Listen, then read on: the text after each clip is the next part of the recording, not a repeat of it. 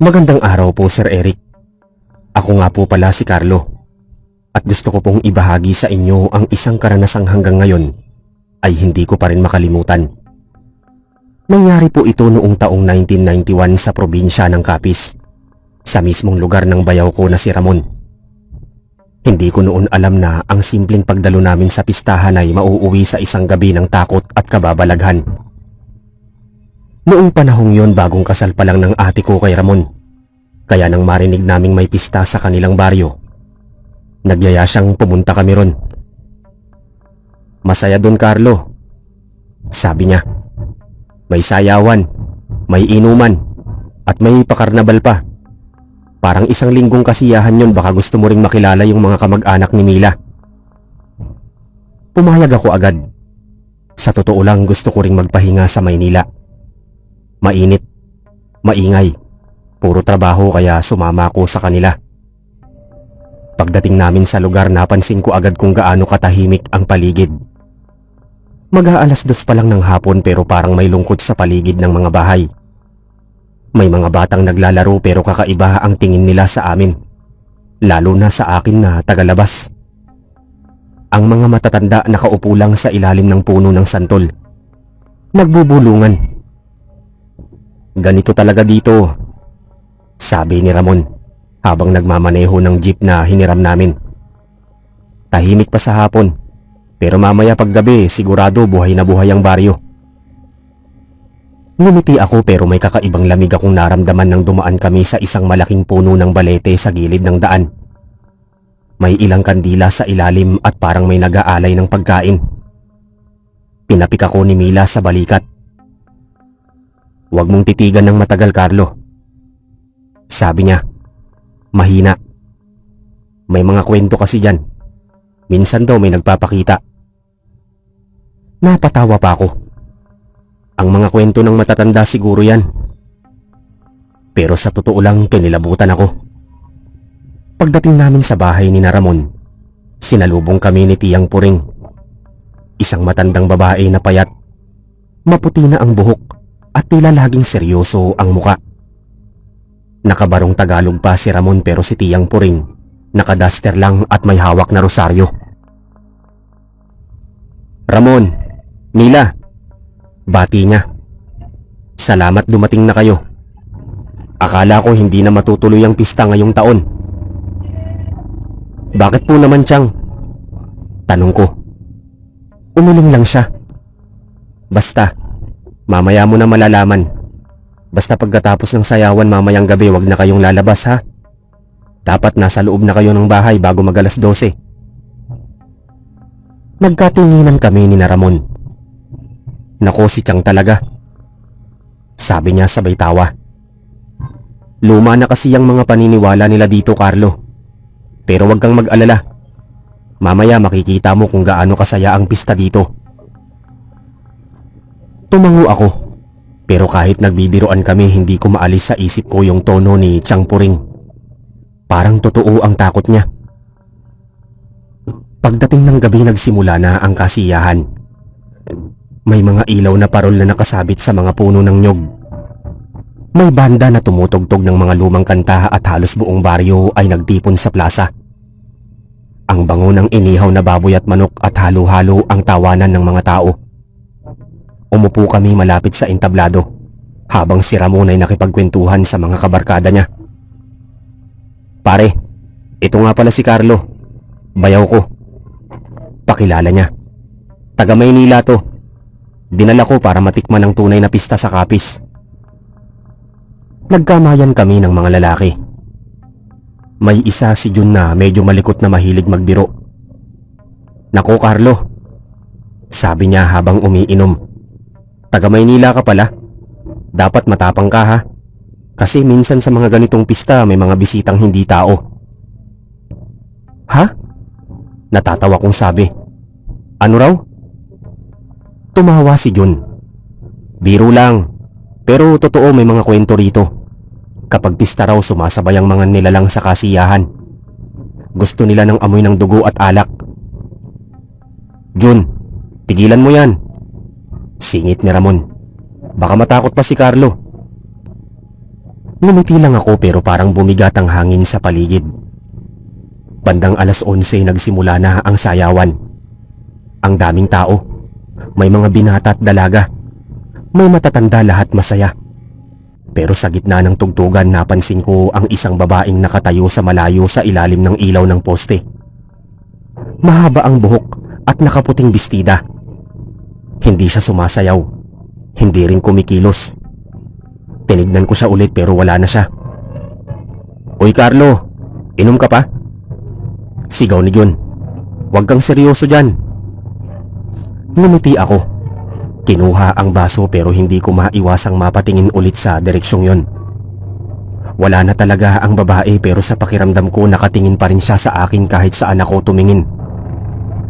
Pag uwi namin bandang 12:00 medyo lasing na si Ramon. Si Mila naman inaakay siya. Tahimik ako sa jeep habang bumabaybay kami sa madilim na kalsada pabalik sa bahay. "Carlo," bulong ni Mila. "Kanina nakita mo ba yung babaeng nakatayo sa dulo ng plaza?" Napatigil ako. "Oo, bakit?" "Hindi siya taga rito," sabi niya halos pabulong. Sabi ni Changpuring ilang taon na raw mula nung may babae ring ganyan na nakita sa pista. At pagkatapos noon may batang nawala. Hindi ako nakapagsalita. Sa labas ng jeep dumaan ulit kami sa malaking puno ng balete. At sa sandaling yun parang may mata akong nakita sa gitna ng mga dahon. Nagniningning, nakatitig sa amin. Hindi ako nakagalaw hanggang sa biglang tumahol ang aso ni Chang. Pagdating namin sa bahay malakas galit na galit. "Pasok na kayo!" Sigaw ni Changpuring mula sa loob. "Bilis! Wag na kayong lalabas!" Pagkapasok namin sinara niya agad ang lahat ng bintana. Lumapit siya sa amin. Nanginginig ang kamay. "Hindi kayo dapat dumaan sa ilalim ng balete ng ganitong oras," sabi niya. "Naroon sila. Nakatingin at baka ngayong gabi may puntahan sila." Sa loob ng bahay ramdam ko agad yung bigat ng hangin. Parang may ibang presensya sa paligid. Tahimik ang lahat maliban sa alulong ng aso sa labas. Parang may kinatatakutan itong hindi namin nakikita. Si Changpuring agad niyang isinara ang pinto. Sinabitan ng krus tapos naglagay ng mga dahon ng asopre sa ilalim. "Huwag kayong lalapit sa bintana kahit ano pa ang marinig ninyo," sabi niya habang kumakabog ang dibdib. "Lalo na pag may kumatok. Huwag na huwag kayong sasagot."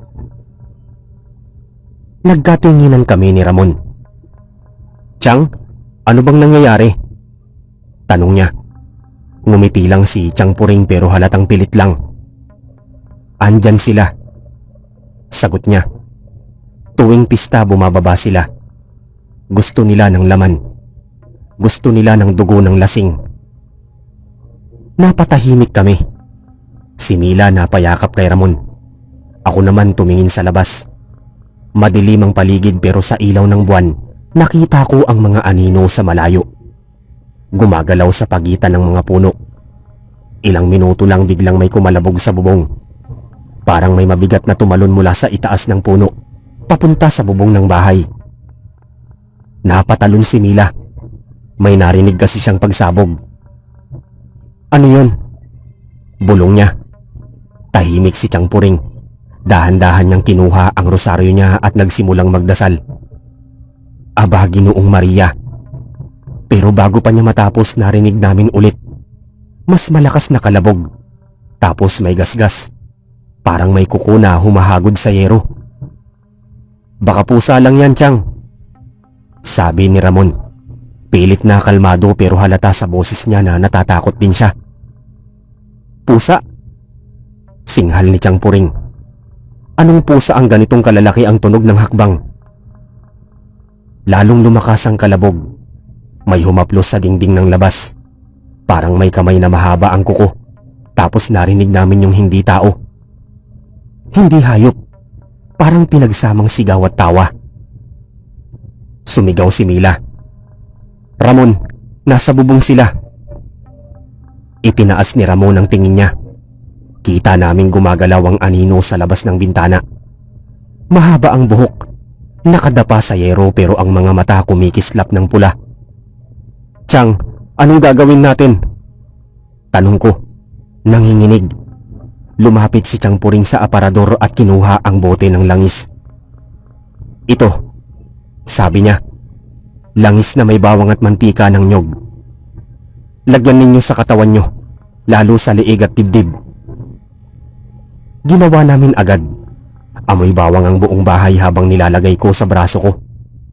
Naririnig ko pa rin yung paggasgas ng bubong. Parang gumagapang, umiikot. Hindi ba natin dapat tawagin ang mga tao sa labas? Tanong ni Mila. Walang tutulong sa atin. Sagot ni Chang. Lahat sila takot. Lahat alam nila yung gabi ng pista. Walang lalabas kapag nagsimula na. Bandang 12:30 humina sandali yung mga tunog. Parang umalis, pero pagkatapos ng ilang minuto may kumatok sa pinto. 3 beses. Buksan nyo, sabi ng boses sa labas. Boses ng babae. Ako si Lisa. Naiwan ako sa sayawan. Papasok lang sana ako. Tumingin kami sa isa't isa. Si Mila ang unang nagsalita. Carlo, di ba yung Lisa yung nakasayaw kanina kay Ramon?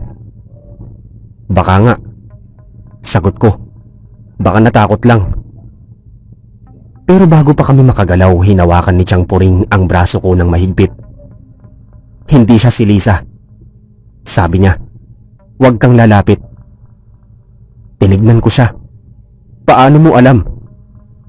Walang tao na kumakatok ng ganyan. Dapat 3 malakas na katok. Hindi mabagal. At hindi ganitong oras. Nilingon namin ulit ang pinto. Tahimik. Tapos bigla ulit may kumatok. Mas marahan. Mas mabigat. Lisa nga yan, sabi ni Ramon na tumayo. Hindi naman siguro masama kung silipin ko lang. Ramon, sigaw ni Tiyang. Pero huli na. Binuksan ni Ramon ng kaunti ang kurtina sa bintana. At doon nakita, hindi babae ang nasa labas. Nakayuko siya, pero yung liig niya mahaba, parang nababanat. Ang balat niya kulubot, kulay abo at yung mga mata puti lang. Wala nang itim. Napaatras si Ramon. Diyos ko, bulong niya. Ngumiti yung nilalang sa labas. Peke ang ngiti. Tuloy niyo na ako, sabi niya, sabay pakita ng ngipin. Mahahaba, matulis, basa ng dugo. Sumigaw si Mila at hinila si Ramon palayo. Biglang bumukas ang bintana. Sumilip ang kamay. Mahaba, makapalang kuko parang ng bakal. Tinangka nitong abutin si Mila pero natamaan ni Chang Puring ng krus na gawa sa kawayan at asin. Napaatras yung nilalang. Parang nasunog ang balat. Hindi niyo ko matatakasan, sabi niya habang unti-unting naglalaho sa dilim. Isa sa inyo ay akin ngayong gabi. Pagkatapos nun hindi na kami nakagalaw. Tahimik ang buong paligid. Ang aso sa labas hindi na tumatahol. Pero sa malayo sa may likod ng bahay naririnig pa rin namin yung mga yapak. Tumatalon. Umiikot. Sabi ni Chang Puring hindi pa sila tapos. Hanggat may amoy ng dugo at alak at babalik sila. Tumingin ako kay Ramon. Anong gagawin natin? Bantayan natin ang bahay. Sagot niya. Walang matutulog. Kinuha niya ang itak habang si Mila ay yakap-yakap ang rosaryo. Ako naman nakadikit sa pader. Pinakikiramdaman ang bawat tunog sa labas. At doon ko narinig Sir Eric ang pinaka nakakatindig balahibong huni na hindi ko pa naririnig sa buong buhay ko. Parang tinig ng bata na umiiyak pero sabay tawa. Paglingon ko sa bintana may mga mata sa dilim. 2, 3, 4. Puro pula. Lahat nakatingin sa amin. Sir Eric, hindi ko talaga makakalimutan ang gabing yon. Ang mga matang pula sa labas ng bahay ay parang apoy sa gitna ng dilim. Gumagalaw, kumikindat at tila nakatingin direkta sa amin. Ang buong paligid ay parang nilamon ng katahimikan. Wala kang maririnig kundi ang paghinga namin at ang mahinang ugong ng hangin sa labas. Si Tiyang Puring nakaluhod sa sahig habang mahigpit na hawak ang rosaryo. Si Mila nakasiksik sa likod ni Ramon. Nanginginig si Ramon. May hawak na itak. Handang sumugod kung kinakailangan. Ako hindi ko alam kung matatakot o mananalangin. Tiyang, mahinang sabi ni Ramon. Gaano sila karami? Marami, sagot ni Tiyang Puring. Halos pabulong. Kapag pista, sabay-sabay silang lumalabas. Gusto nila ng laman ng mga lasing, ng bagong dating, at ng mga hindi nila kilala. Ikaw, Carlo. Tumigil siya at tumingin sa akin. Ikaw ang hindi taga rito. Ikaw ang gusto nila. Napakapit ako sa upuan. Bakit ako? Dahil sariwa ka. Wala kang proteksyon ng baryo. Wala kang basbas ng lupa. Bago pa ako makasagot, may kaluskos sa likod ng bahay. Isang mahinang krak-krak. Parang may mga buto na nag-aayos o nababali. Tapos may mabigat na hakbang sa likod ng dingding. Ramon, bulong ko. May gumagalaw sa labas. Tumango siya. Lumapit sa bintana at dahan-dahang sumilip sa maliit na siwang ng kahoy. Pagkatapos napaatras siya. Diyos ko, bulong niya. Tumingin ako pero pinigilan ako ni Tiyang. Huwag mong titignan, Carlo. Pero hindi ko napigilan ang sarili ko. Sumilip ako at doon ko nakita isang nilalang na nakayuko. Kumakain ng aso ni Tiyang Puring. Ang katawan niya ay payat. Balot ng itim na balahibo, ang mga mata niya ay kumikislap. At ang dila mahaba na parang ahas. Sa bawat higop niya ng dugo maririnig mo ang tunog ng pagsipsip. Parang humihigop ng sabaw. Naduwan ako sa takot. Ramon, sabi ko, nanginginig. Nasa likod nila. Kinakain yung aso. Tumayo si Ramon, hawak ang itak. Hindi ako manunood lang dito, sabi niya sabay bukas ng pinto. Ramon, wag! Sigaw nila. Pero huli na. Tumakbo si Ramon palabas. Sumigaw. Hayop ka! Sabay hampas ng itak sa nilalang. Narinig namin ang tunog ng matalim na bakal na tumama sa laman. Pero imbis na umiyak, tumawa yung nilalang. Hindi mo ko kaya, Ramon. Boses babae, paus at may halong hinga ng hangin. Tapos nakita ko unti-unti siyang tumayo. Ang katawan niya baluktot, parang napilipit sa sarili ang mga kamay niya. Mahahaba, may kuko na parang bakal. Ang mukha niya bahagyang tao pa pero may panga ng hayop. Ang dila niya dumudugo habang ang matay lumalalim sa itim. Ramon, sigaw ko. Umalis ka riyan. Hinampas ni Ramon ulit pero sinalo lang ng nilalang yung itak at itinapon sa lupa. Tapos sinugod siya. Nadinig namin ang sigaw niya. Tumakbo ako palabas pero hinila ako ni Tiyang. Carlo, huwag kang lalabas. Pero si Ramon. Huwag, sabi ni Tiyang. Halos umiiyak. Kung lalabas ka, pareho kayong kukunin. Narinig namin si Ramon sa labas. Umuungol, parang sinasakal. Carlo, tulong! Mila! Tapos biglang tumahimik. Pagkatapos ng ilang segundo may narinig kaming tawa. Hindi boses ni Ramon. Boses ng babae. Mahaba, malalim, parang galing sa ilalim ng lupa. Salamat sa pista, sabi ng tinig sa labas. Busog ako ngayong taon. Tapos mga yapak na papaalis. Tumalon sa bubong at lumipad papunta sa kakahuyan. Tahimik. Si Mila humahagulgol. Ramon. Hinawakan ko siya. Huwag kang lalabas, Mila. Sabi ko. Nanginginig ang boses ko. Pero hindi siya nakinig. Binuksan niya ang pinto at lumabas. Tumatakbo. Sumunod ako. Mila, bumalik ka dito. Sa labas madilim pero sa ilaw ng buwan, nakita ko siya. Nakaluhod sa lupa. Sa harapan niya si Ramon. Nakabulagta, wala ng galaw. Ang dibdib niya butas, wala ng puso. Si Mila nanginginig na umiiyak. Carlo, kinuha nila. Kinuha nila yung puso niya. Lumapit si Chang. May dala pang asin at krus. Huwag kang lalapit, Carlo. Hindi pa tapos yan. At tama siya. Mula sa likod ng puno may gumalaw ulit. Isa pang nilalang mas malaki. Mas matulis ang ngipin. Ngumisi ito habang naglalaway. Akin na ang babae. Sabi nito. Natikman ko na ang lalaki. Itinaas ko ang itak ni Ramon na nasa lupa. Kahit nanginginig ako, hinawakan ko ng mahigpit. Lumapit ka, hayop ka. Sigaw ko. Ngunit bago pa ito makalapit, binuhusan ni Chang ng langis at asin. Umusok ang balat ng nilalang at sumigaw ito ng malakas. Tapos umalon ito paakyat ang bubong at nawala sa dilim.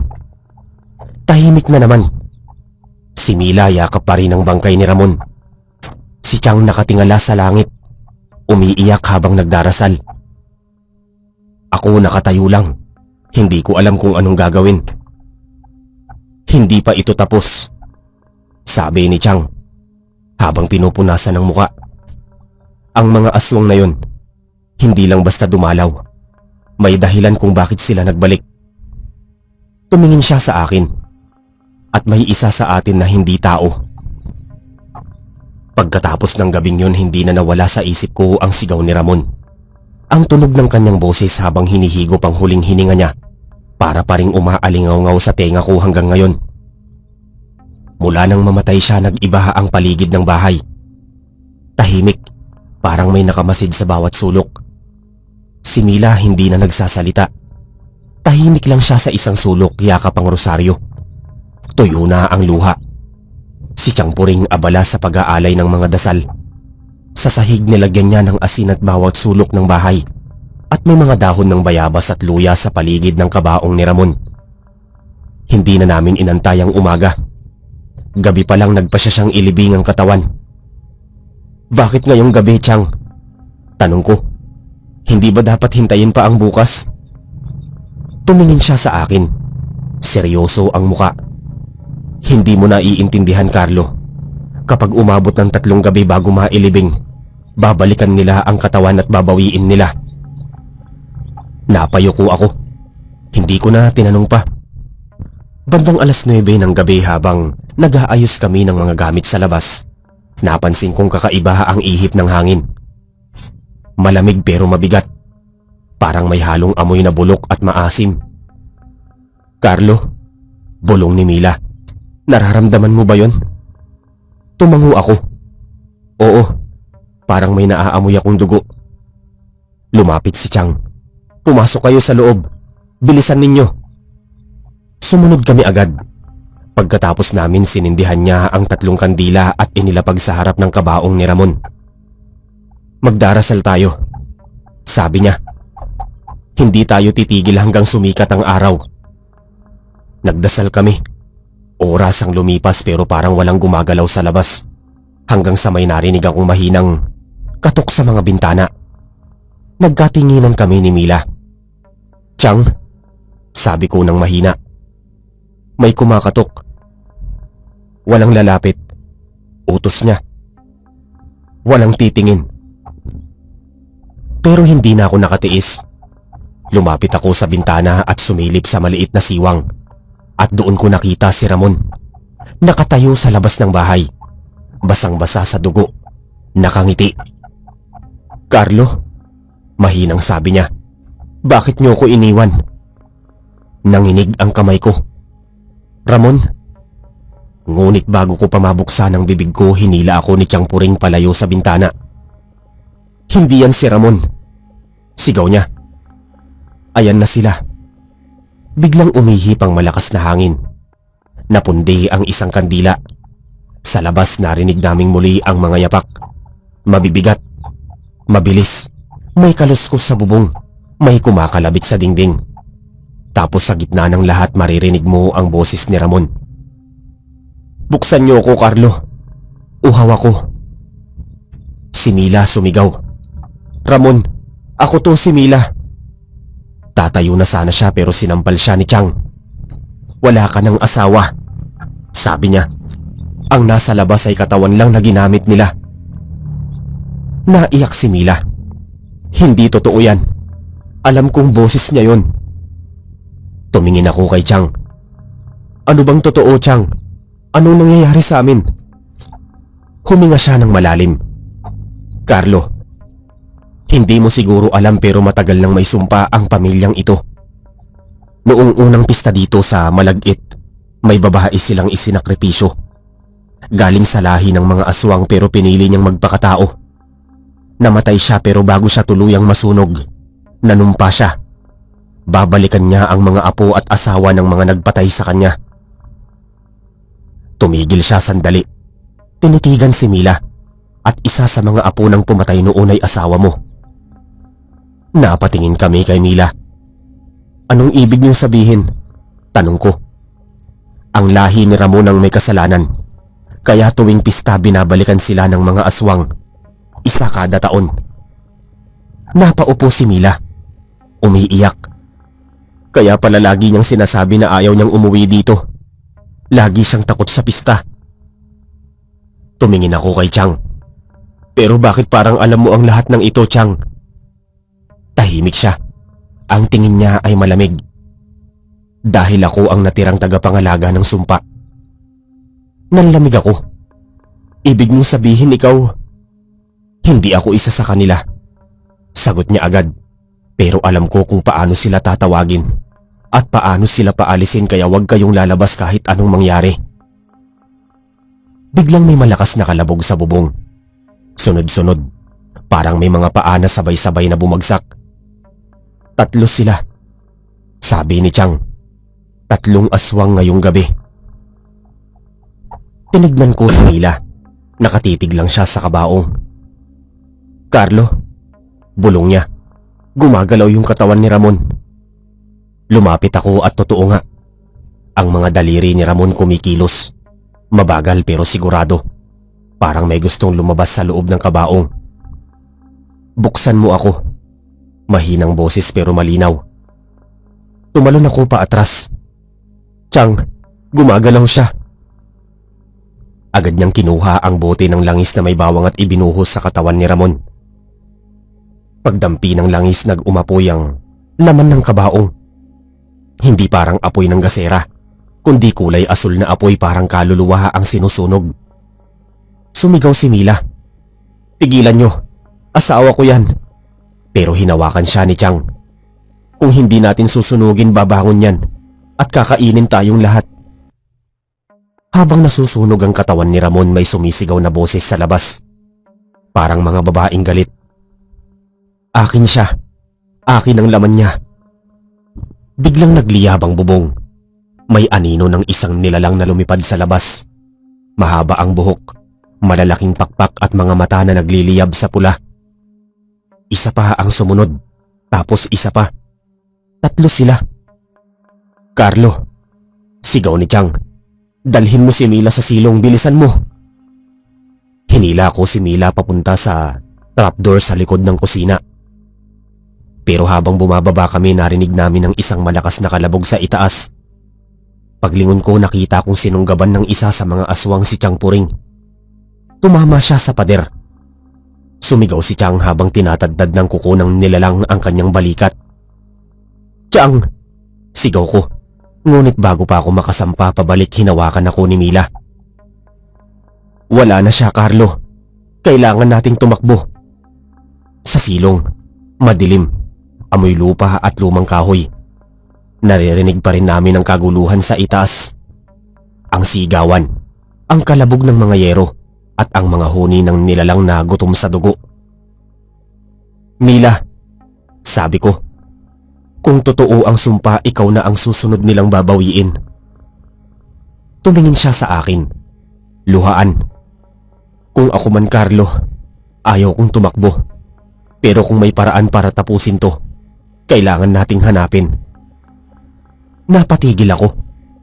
Paano? May sinabi si Ramon sa akin noon. Sabi niya, mahina ang boses. Sa likod ng simbahan, May lumang balon. Doon daw itinapon ng mga abo ng aswang na pinatay ng mga ninuno niya. Baka doon nagsimula ang sumpa. Tumingin ako sa kanya. Kung totoo yan, doon tayo pupunta. Habang sa itaas unti-unti nang tumitigil ang mga ingay. Tahimik na ulit pero bago kami makalabas ng silong narinig naming may humihinga sa labas ng pinto. Mabigat, parang humahabol ng hininga. Carlo, boses ng babae. Buksan mo to. Ako to, si Chang Puring. Tumingin kami sa isa't isa ni Mila. Tahimik tapos boses ulit. Mas malambing pero malamig. Carlo, huwag kang matakot. Ligtas na. Kinuha ko ang itak, nilapit sa pinto. Kung ikaw nga si Chang, sabi ko, sabihin mo kung anong sinabi mo kanina bago mo kami pinapunta sa silong. Tahimik tapos narinig ko isang halakhak. Mahaba, matinis, nakakabingi. Hindi mo ko malilinlang, Carlo. At unti-unting gumalaw ang seradura ng pinto. Pagkatapos ng gabing yun, hindi ko alam kung saan ko hinugot ang lakas ng loob ko. Sa totoo lang nanginginig pa rin ang tuhod ko habang sinusulat ko to. Parang muling bumabalik sa isip ko ang bawat tunog. Bawat halakhak, bawat amoy ng dugo na kumapit sa balat ko. Sa labas ng silong patuloy na kumakalansing ang seradura ng pinto. Bawat tiklop ng bakal, bawat mahinang paghinga mula sa kabilang panig. Parang sinasakal na ang kaluluwa ko.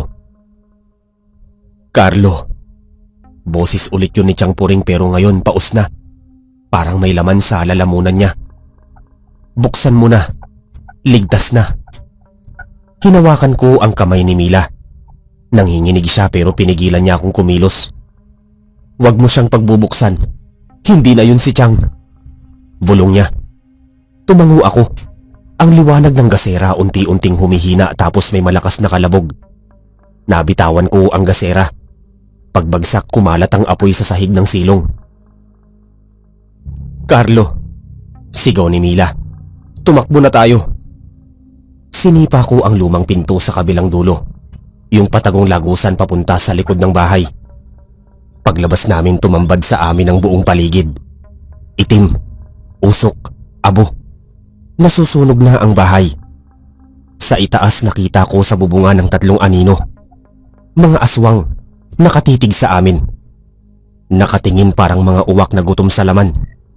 Naghawak kami ng kamay ni Mila at tumakbo papunta sa kakahuyan sa likod ng baryo. Wala na kaming dala. Wala kaming ilaw. Walang pagkain. Tanging itak lang sa kamay ko. Habang tumatakbo kami naririnig pa rin namin ang mga huni ng mga aswang. Paus, malalim, parang mga taong humahalinghing na may kasamang halakhak. Minsan lumilipad sila sa itaas, minsan sumasabay sa ihip ng hangin. Nakakatindig balahibo, Sir Eric. Mga ilang minuto rin kaming naglakad hanggang marating namin ang bakuran ng simbahan. Lumang-luma na ito, gawa sa bato, may mga punit na banderitas pa mula sa pistahan. Ang mga imahe ng santo nakabaliktad parang matagal nang iniwan ng mga tao. Dito, sabi ni Mila. Dito sa likod daw may balon. Nilibot namin ang paligid hanggang sa makita namin ang sinasabi niya. Isang lumang balon, napalibutan ng mga damo, ugat ng puno, parang hindi na binuksan sa loob ng ilang dekada. May krus sa gilid, gawa sa kalawanging bakal. Nilapitan namin. Pagbukas ko ng takip may sumingaw na amoy, parang pinaghalong asupre at nabubulok na laman. Mila, sabi ko, sigurado ka ba dito? Tumango siya. Sabi ni Ramon dati dito raw nila itinapon yung abo ng mga aswang na sinunog ng ninuno nila. Dito rin daw nagsimula ang sumpa. Tuwing pista bumabalik ang mga kaluluwa para maghanap ng katawan. Paano natin tatapusin to? Tanong ko. Tumingin siya sa akin, sabay abot ng maliit na bote na nasa bulsa niya. Ito yung langis na iniwan ni Chang Puring. Sabi niya kung matatagpuan ko raw ang ugat ng sumpa, ibuhos ko rito. Paano kung wala na si Chang? Paano kung siya na rin ang isa sa kanila? Hindi ko alam, sagot niya. Pero ito na lang ang pag-asa natin. Habang papalapit ako sa balon, biglang umihip ang malakas na hangin. Parang galing mismo sa kailaliman. Kasabay noon may narinig kaming mga boses. Hindi ko alam kung saan nanggagaling, minsan sa paligid, minsan sa mismong loob ng ulo ko. Mga bulong. Mga salita na hindi ko maintindihan. Pero malinaw ang tono. Galit. Hindi nyo kami malilimutan. Ang dugo, may utang. Ang pista ay hindi matatapos. Nanginig si Mila. Carlo, naririnig mo yon? Tumakbo ka na lang. Sigaw ko. Tatapusin ko to. Binuksan ko ang bote ng langis. Pero bago ko pa maibuhos, biglang may kamay na lumabas mula sa loob ng balon. Mahaba, tuyo, at may matutulis na kuko. Sinunggaban ako. Carlo! Sigaw ni Mila. Hinila niya ako palayo pero masyadong malakas yung kamay. Naramdaman kong hinihigop ako pababa. Parang may humihila sa ilalim ng lupa. Pagtingin ko, may mga mata sa loob ng balon. Daan-daan, puro puti lang. Sinubukan kong ibuhos ang langis kahit pilit. Nang tumama ang unang patak, biglang umusok ang paligid.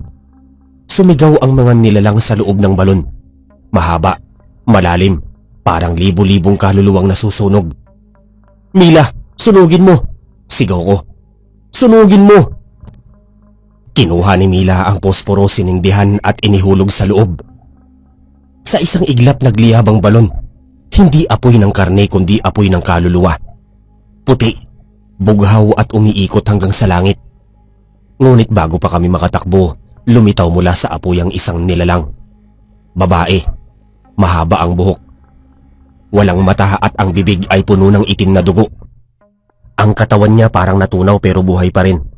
Siya ang aswang na pinagmulan ng sumpa. Hindi niyo ko pwedeng sunugin, sabi niya habang lumulutang sa harapan namin. Ang dugo ng pumatay sa akin nasa katawan mo, babae. Nakatitig siya kay Mila. Lumapit siya. Hawak ang leeg ni Mila. Babalikan ko kayong lahat tuwing pista.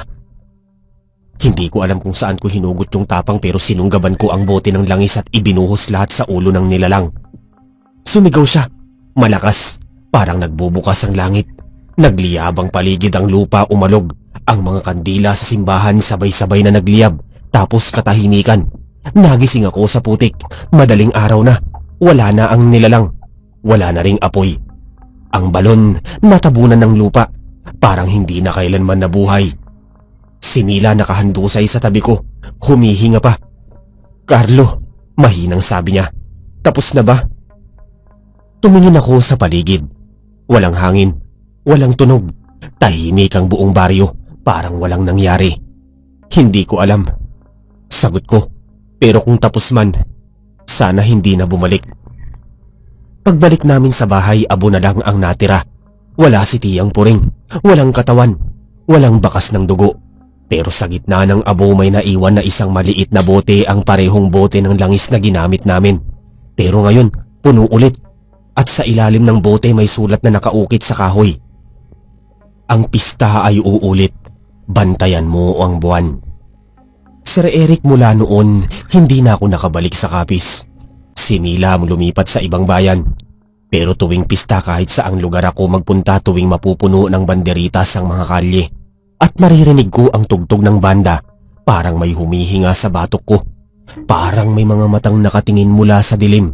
At minsan sa hangin ng gabi, may maririnig kang bulong.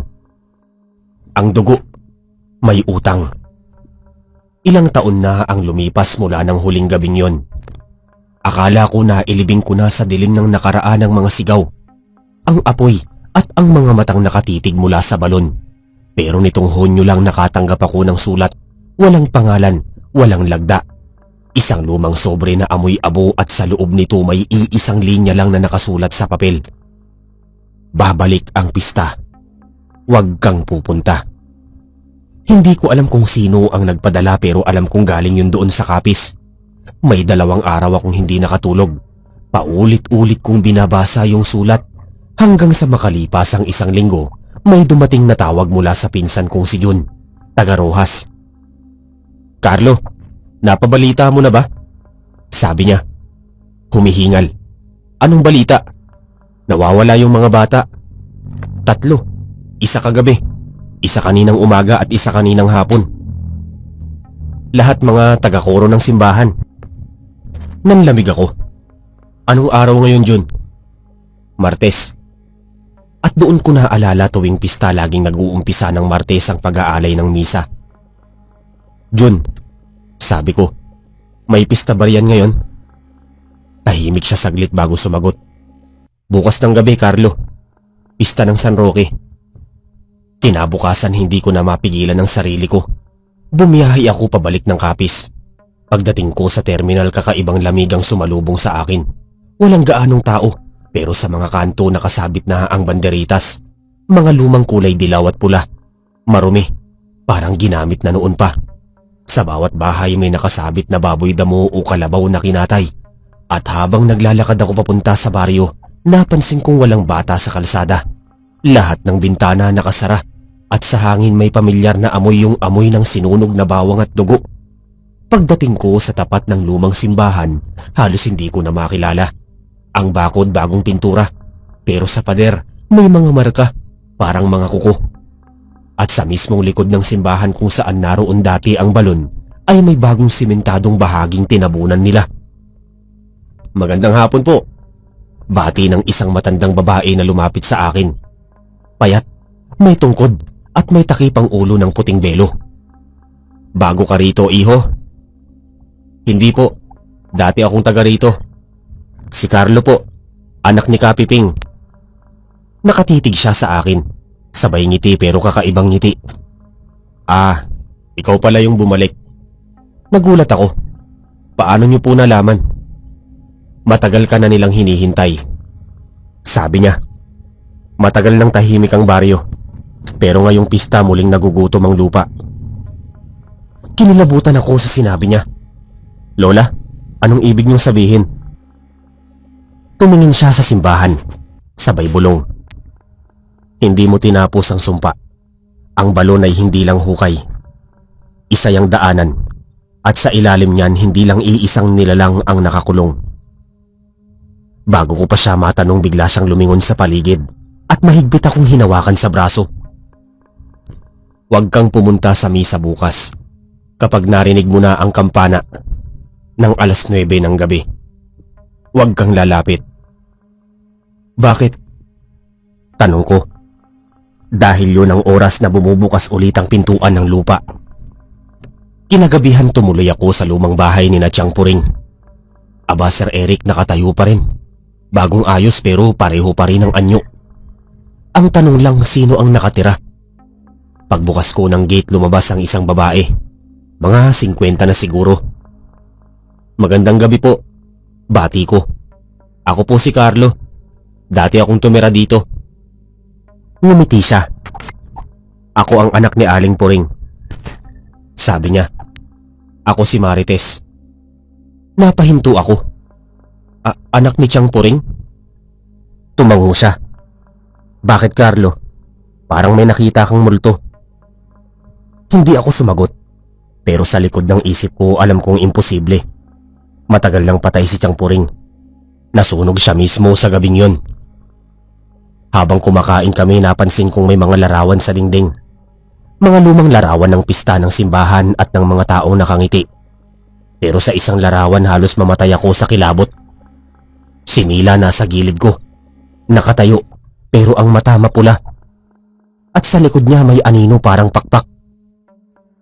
Marites, tanong ko, saan mo nakuha tong litrato? Diyan lang yan sa lumang baol ni nanay. Sagot niya.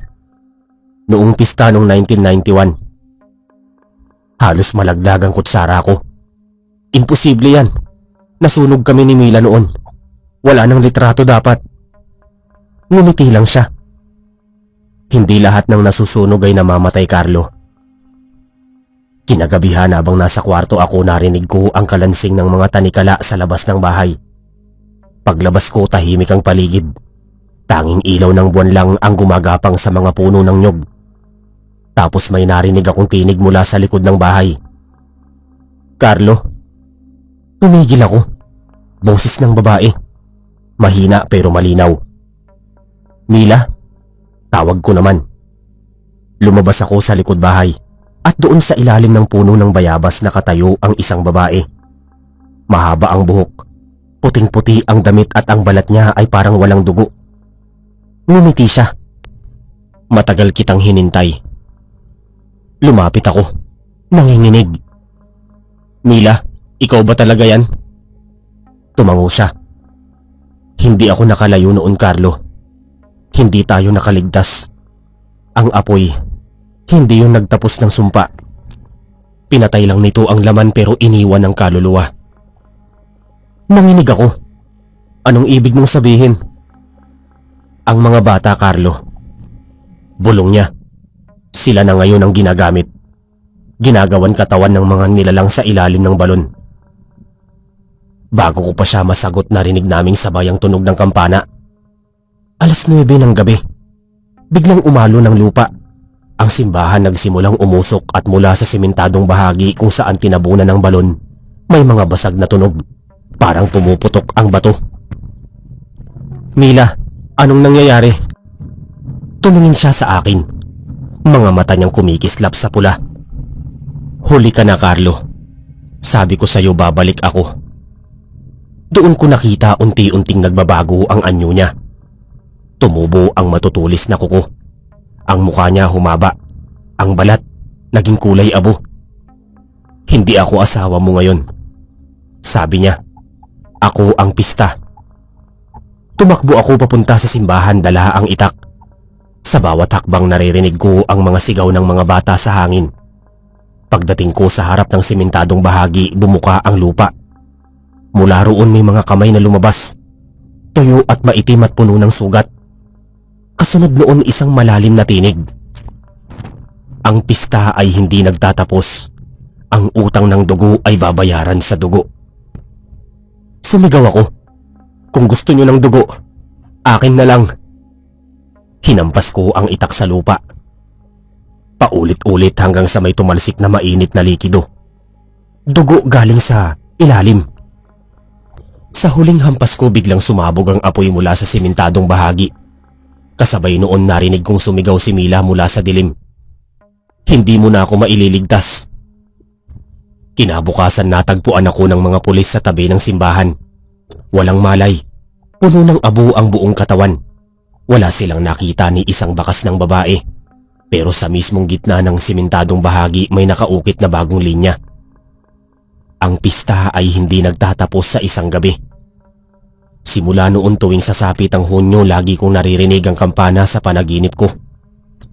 Kahit nasa Maynila na ako, minsan nagigising akong may amoy bawang sa kamay. At minsan may dugo sa kamay.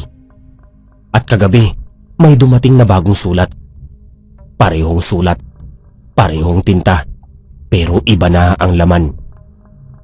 Ngayong taon, ikaw naman ang alay.